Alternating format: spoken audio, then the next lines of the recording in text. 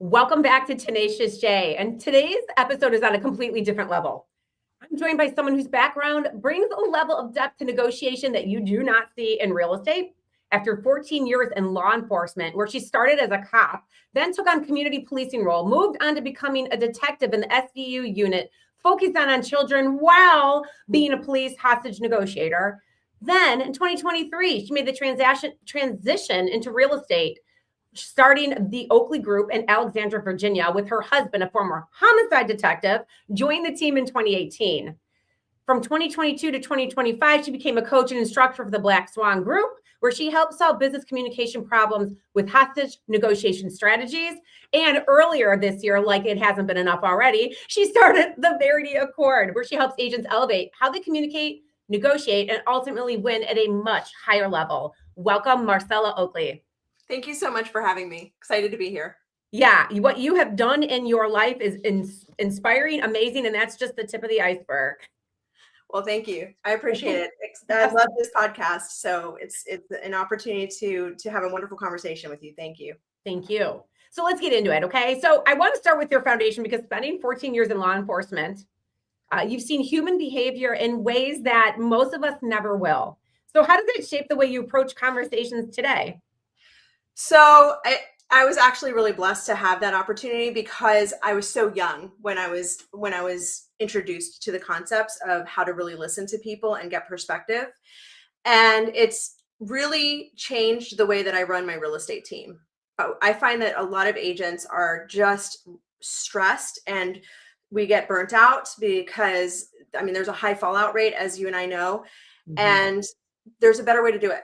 Instead of selling yourself and your value and pushing for a yes and trying to talk people into things and then taking on the burden of what happens if the deal goes bad, we can instead guide and connect and build trust. And it's just a healthier way to do business. And then you build a pipeline that's organic. Right. Because people trust you because they feel understood. Yes, they feel understood and you're not afraid to point out the negatives, which is unusual in the world of sales. People are afraid to point out negatives because we're afraid that it's going to backlash on us, that they're going to think that it's our fault or they won't work with us. Or, sometimes sometimes there's just not a deal there for us anyways. And we waste a lot of time in that space. So this is a different way to do it. I learned at a young age as a detective and a hostage negotiator that in order to move the dial and influence people in a positive way, you have to really understand where they're coming from first, because people won't listen to you. They won't hear your advice or your position until they release the grip of the thing that they're protecting in their head. And everybody has a something, and it's often different than what we expect it to be. Right. So it is often different than what we expect it to be. So with what you've been taught and what your experience provides, how do you get to that? What kind of questions do you ask to open up and kind of remove that barrier so people can be honest with you? And then when you tell them something that they don't want to hear, they realize you're not just blowing smoke. You're being honest. So what kind of questions do you ask? I actually don't start with questions because questions can come off as, when you ask questions, a person has to filter the question in their head. Why are they asking this question? What's the right response to this question? Do I really want to tell her this deep, dark, personal information, especially in real estate? When we talk about real estate deals, we're talking about some of the most personal deals, often, especially residential real estate, in a person's lifetime. And often it's also one of the biggest transactions in their lifetime. Then they only do it a couple times, and we do it all the time. We're triage nurses, I like to say, as real estate agents, we're therapists as well. And there are all the myriad of reasons why people might walk down one path versus another. And we can't assume we know those reasons because they're so tied to emotion. The transaction's so tied to emotion. There's a path, there's a whole story behind the transaction. And so what I do is I label it. I get a vision label. It sounds like you have a vision for how this is going to work, or what buying a house in this market looks like. And everybody has a vision on what working with you looks like, or what buying a house in this market looks like, what selling their house looks like. We have to start there, and then we have to get deeper. What's behind that vision? What started the vision? The whole perspective, so that we can guide them in the best way. If there are bumps in the road, as we all know in real estate transactions, there's always bumps in the road. Even with easy transactions, there's always fears attached to what happens if things go wrong.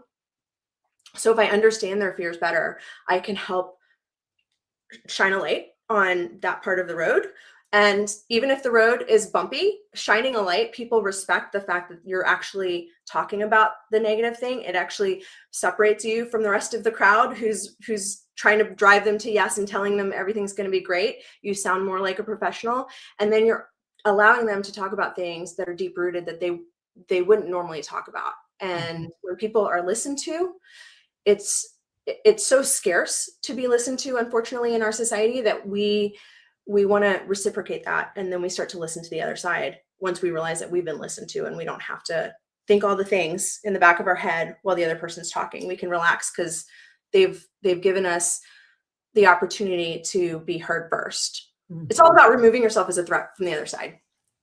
Absolutely. And what I picked up from what you said there and I liked was, I think asking people their vision can pull up so many references or points to expand upon them, because the vision may not always be favorable, to them or to you. And you can build upon that and how you react. And as you mentioned, listening builds that trust as you actually just not waiting to jump in. So yeah, that's huge, Marcella. So in 2023, 2013, excuse me, you were still in law enforcement, but then you decided to transition into real estate with your husband, Will, but Will came a little bit later, but forming the Oakley Group. So there's a huge transition. And why real estate? And what was the turning point in your career in law enforcement that you just said, you know what, that's enough right now? So it's funny, actually. Don't fall in love with the guy on night shift who works on night shift with you if you're a cop. That's my best advice.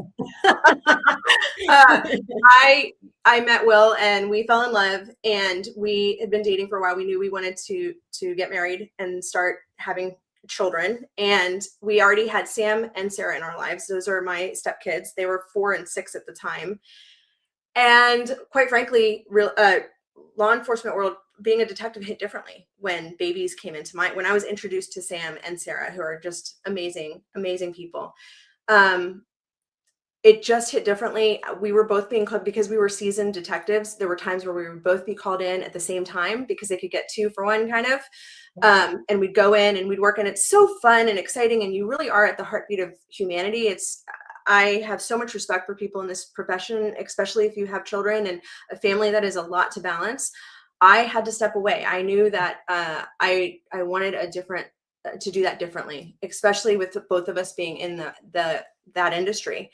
So my family has always been in real estate here in the Alexandria area. It was kind of an easy transition because I had so many family members in the real estate space, and they welcomed me with open arms and taught me the tools of the trade. And it wasn't long before I realized that there was a better way to do it.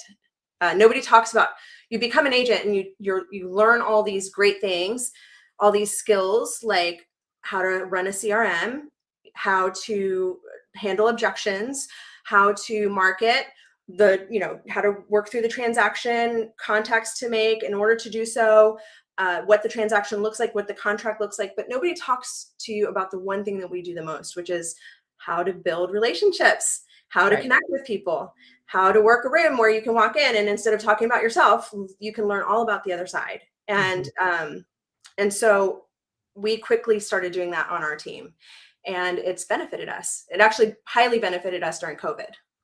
Oh, I can imagine. And it's going back to the basics, like, a general interest in people. Yeah. I mean, asking and curing. But what you said is it's like right on. You graduate, you get your real estate license, and then you just want to jump in and you want to get to that yes so quickly that you forget the interpersonal communication skills because you're so worried about saying the next thing. It's kind of like sales 101. So that's really interesting that you pinpointed that right away. Well, let me back up a second, Marcella. Did you join with your parents, like your family, or did you just kind of had a pathway and you decided to take it your own route? So I had aunts in the field, and I joined with my aunts, and then I stayed with them for a little while, and then I ventured out on my own. Okay, gotcha. Years. Yeah. All right. So I'm just trying to plug in all the plays here. That's interesting. So, okay. So moving from you operated as a police negotiator, a hostage negotiator, and worked, with a very high level consultant group. And it's just such a complete different level of training. And so what do you think most realtors are lacking or missing when it comes to true negotiation? So slow down. And I'm going to bring up Derek again. And this is something I actually am very grateful that I learned these skills so young because they became a foundation of mine. I can remember being a hostage negotiator and getting on the phone and hearing our lieutenant say, have you ever been in one of those negotiations and it just keeps going in a circle? Why are they listening? I have to show them that this is the solution. They're going to hurt themselves if they go down this other path. Why isn't this working? Well, we would do that. That would happen in hostage negotiations and barricade situations. And we would be told, there's an acronym in the law enforcement world called MORE PIES, which is an active listening acronym.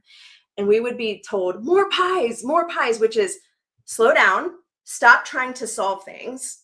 Listen to your gut, pick up on what they're telling you. A lot of times it's non-verbally or in other ways, and then point out their emotions, their feeling. What does the world look like to them? Slow down, get their perspective first, connect with them first. And that's where we are in real estate. Like we have to, but when the client's on the phone and you're going to lose a $2 million deal or a $700,000 deal over $1,000 home inspection negotiation, and your client has to close because they bought another home and they're closing on that home as well, and they're just furious because they feel like they're being taken advantage of, and you're selling to them all the fixes. I know a great contractor, we can make this really cheap, like let's make it happen. I know you want to get to closing. That's when I hear my lieutenant in the back of my head saying MORE PIES, and we've developed skill set based off MORE PIES that I now use in real estate. And I slow myself down, and it's a lot of mindset work. And I say, okay, if logic and reason isn't matching up, it's because someone's in crisis. And the only way to deal with someone who's in crisis, that amygdala hijack, is to look at the emotional side of this first. Don't push for the solution. And unfortunately, we're trained in real estate to push for the solution. And there's all of these reasons why you have agents out there who are under tremendous stress, because it's not only this deal isn't going to go close for my client, but it's also in the back of their head sometimes, hey, I need this commission, I'm paying for my kids' college, or my car really needs that work done. And so there's a whole other aspect to this that has changed the game for us. So Marcella, how do you pump the brakes when you're on the phone? Do you just take a breath and just label what you think because you can't pick up on their nonverbals? How do you on the phone, how do you take a step back and label what you think they're feeling, other than them, sounds like you're raging right now. Like, what do you do? So there's a great book, actually. So first of all, these skills, hostage negotiation techniques, were mostly used over the phone with negotiators. Often it's not in person. And so you can pick up on little things like silence and the use of silence, or you can pick up on the use of words and the way that they're saying things, or a hesitant sigh, like, right? That says something. And we often walk away from conversations going, man, I kind of sensed that this was going to go bad. Like, I should have said that. Why didn't I say that? It's because we're not trusting our own intuition. And our intuition is such a powerful tool to use. And it's something that we really need to learn how to trust more. It's a skill that if you don't use it, you stop trusting it. And so using it and getting the reps in before that difficult conversation will help you to start to pick up on things that you really needed when you're also in amygdala hijack, and you tell yourself, okay, I just need to breathe. I know that my natural knee-jerk reaction is X, Y, and Z, and that sometimes isn't helpful. And so I'm going to step away from that, and I'm going to label it, and I'm going to get curious. I do this thing with a football, actually, where you look at one side of the football and it's a certain, so I think I have the football. So I'll show you. What color do you see? What color is this football, Janelle? I see red or orange. You're completely wrong. So how does that feel? Side black. Yeah. How does that feel? Yeah. When I say you're completely wrong, it's like, it's off-putting. right? And we don't know why. Of course it's red. This is crazy. Right. This is the real estate conversation. And we do this, agents do this almost every day. Almost every day. And this side of the football could be, well, you're wrong because although I can do this, I don't want to do this because I feel like I'm being taken advantage of. And so maybe I'm angry, but what you're not seeing is I'm really hurt. That's perspective. And all we're doing is changing the lens, the prism, putting it through a prism and looking at the perspective and finding ways to get the perspective before we make decisions to get into this fight back mode, which is never helpful. And we we might win the deal, but what do we leave on the table by just going to the quickest solution?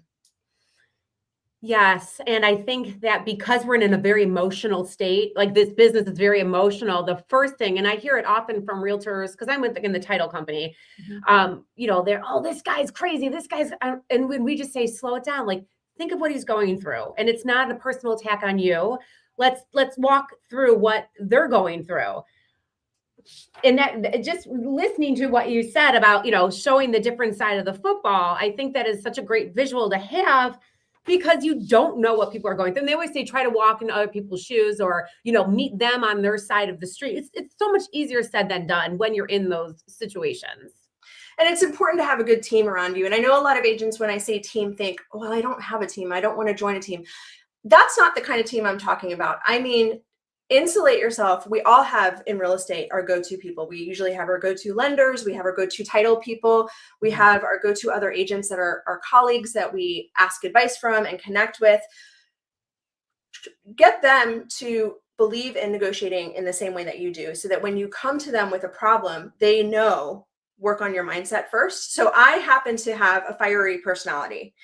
And I know that my knee-jerk reaction is usually putting my foot in my mouth. It's terrible when I'm not negotiating. And so my number one job is to tell myself, I need to get in the right mindset, put my negotiator hat on, and I trust my team. So hostage negotiation techniques, I can tell you, most people think that hostage negotiators, because of Hollywood, sit in a room by themselves and they do it all themselves on the phone, this lone wolf kind of hero. That is not the case at all. We have teams. And we collaborate with our teams, and there's intel happening, and there's people writing on sit boards, and there's, there are people protecting the bubble of the negotiation, which is the negotiation operation center. So create your team that'll tell you, hey, I know you just got this text message and you need to get on the phone with this person. Why don't we ask them why don't we say, hey, would you be against us getting on the phone in an hour, so that you can talk to us first, and I can cool you down first, and I can get you in the right mindset. Because if you walk into that negotiation this way, you're just going to destroy everything that you've created. And let's make sure that we're in a space where we can negotiate, which is a great place to be. It is. And it takes one experience to ruin all your efforts. Just one word, one experience. And as a mom, you have your experience in law enforcement and negotiation, real estate. And I can ask you this as a mom, when life throws something at your children, or just having a child, I mean, you want to wrap them in bubble wrap. It almost seems like everything else seems so small when you have family members or a child that you just look after, are healthy, or maybe as a mother. Is it easier for you to minimize or compartmentalize other people's emotions in a negative way? Like if they're negative and angry, can you kind of just temper your own quicker? Do you understand what I'm saying or asking? With my children, it sounds like what you're asking is, am I better at my own mindset when it comes to my kids? No, I'm switching it because I didn't say it correctly. So having children, is it easier for you to negotiate and handle difficult clients or emotional clients because you have kids that are acting the same way and you deal with them every single day? I mean, and that's not the best way to put it, but we've shared our life stories. We understand we have children.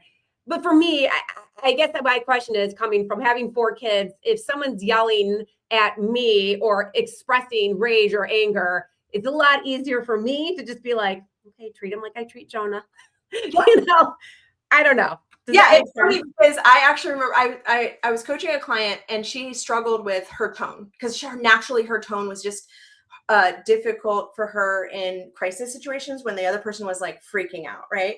And so, yes, you're absolutely right. The tone that I use when I'm dealing with a client that's just in crisis, I call it the mama tone. And I know not everybody's a parent, so you can call it whatever resonates with you. But the mama tone for me is, okay, so the person's screaming and yelling or whatever it is, or hyped up. It sounds like you have a reason for feeling this way, right? I'm slow, I'm calm. We're gonna get through this. That's what I'm conveying. You can say things with your tone alone. You can say the same thing with one tone and calm someone down. And then you can say the exact same thing a different way and ramp somebody up. So remember that your tone is one of the most important skill sets that you could have as a negotiator. Being aware of how you come off to other people and slowing them down when they're up here and their mind is racing and you slow yourself down. It's also hard to attack people so if I'm screaming at you and you're talking to me that way, subconsciously I'm slowing myself down. It's hard to be mean to Janelle, who's being so kind to me in her tone. That makes sense. Yeah, I love that. I love that you brought up tone. Duh, right? Duh. Just bring it down. Mama bear everybody until that, that's great. So, for my audience, Marcella has such a wealth of knowledge and experience. And the best thing about it is that you have an opportunity to learn from her. She created the Verity Accord. It's a coaching program for realtors, started this year. And I want to hear more about it. Let everybody know a little bit more about it, and then I'll ask you some more questions. So we have a 10-week real estate negotiation course starting April 27th. It's going to be on Zoom. It's going to be live. So it's not going to be just a run of a PowerPoint. It's going to be us. You're going to train with actual hostage negotiators and me, who've been in both spaces, real estate and hostage negotiation space. And you're going to get a deep dive understanding of how to use this skill set. And when you're ready, we also have something called the Listening Lab, which is a twice a month live, also on Zoom, way to role play in the real estate space. So very real estate specific role plays with, again, hostage negotiators and a real estate agent or other realtors, which is also a great way to build community so that you can refer and network with other agents who believe in communicating with people in this very humane, very kind, very effective way. It's always hard when we refer people. We never know whether they are going to handle the clients that we just referred, who we sometimes very much care about, often very much care about. And so learn about us by coming on to our website, theverityaccord.com, or you can follow me on Instagram or Facebook or LinkedIn. Excellent. So, all right. So right there, when you said role playing, you have to form a community because you're at the most vulnerable moment when you're role playing in front of other people. It's so uncomfortable, but you have to get uncomfortable with the reps and with people that just care about you versus those that you care about and trying to help. So that would be really, really interesting, Marcella. So when somebody comes to you for coaching, what's the first shift you help agents make when starting your program? Slow down. Understand yourself first. Understand yourself. What are your knee-jerk reactions? How do you naturally communicate? And then we work on some baseline skills that you can integrate into your everyday life. You brought up me being a mom. I use these in my family life all the time, especially when things get tough. And I love when real estate agents come to me and say, I won that deal. That deal's going great. Thank you for the advice there. But I just want to tell you, I used this at home with my 14-year-old who hasn't been talking to me for the last 2 weeks. I get yes, no answers. And now I was in the car and they just opened up and they were just talking because I labeled them once. Thank you so much. This is just a way for me to connect. So it's really a language of love. I really do believe that. And so that's the first skill is I just slow down. It's more about learning about yourself and being able to understand how you naturally react in a negotiation and then engaging with the skills that will help you engage the other side so that they feel listened to. That's awesome. And yeah, that's such a gift, such a niche that is so needed in our industry. It's, are you brave enough to take that step and eliminate the fear of what you're going to look like or sound like, and learn from the best? I mean, it's awesome. Thank you. Yeah, for sure. And then my last question. So you've been in the highest pressure situations probably imaginable to especially my audience. And now that you're seeing, like, we do see a ton of deals fall apart up here in Northeast Ohio. We're seeing a lot of mutual releases lately because the market is just so crazy. Can you walk us through a moment where your negotiation training like made all the difference when you were trying to negotiate on behalf of one of your buyers or one of your sellers? Yeah, absolutely. So I had and I won't get into the specifics with their names, but I had 2 clients that asked me to help them purchase a home. And unfortunately, their relationship, like a couple years later, did not work out. And they both wanted me they would not do it any other way unless I represented both of them as the seller, right? So they're on the seller side. And that was extremely difficult and emotionally charged. I could not have gotten through it unless I had understood how to label people, how to pick up on the driving emotion. There is a driving emotion. We think that real estate is run by the price point or what's in the contract. Is there a home inspection in there? Is there appraisal? All the normal things that we think normally runs a deal. But the reality is fear drives decision making, emotions drives decision making, and there's an undercurrent to real estate. And so I learned the undercurrent to human interaction because of as a young detective. So I applied that to this deal. I stopped looking at the logic and reason because there was something much more fiery going on, and we needed to deal with that first.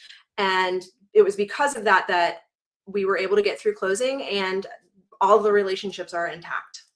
I'm very grateful for that skill. And they were very lucky to have you. Well, and thank you. in addition to detective mom, philanthropist, realtor, coach, you are also a marriage counselor. So you can add that to your resume. Add that to your resume. So, well, Marcella, I'm going to make sure to put the information for the Verity Accord on our website. And I'm just so grateful that you spent time with us today.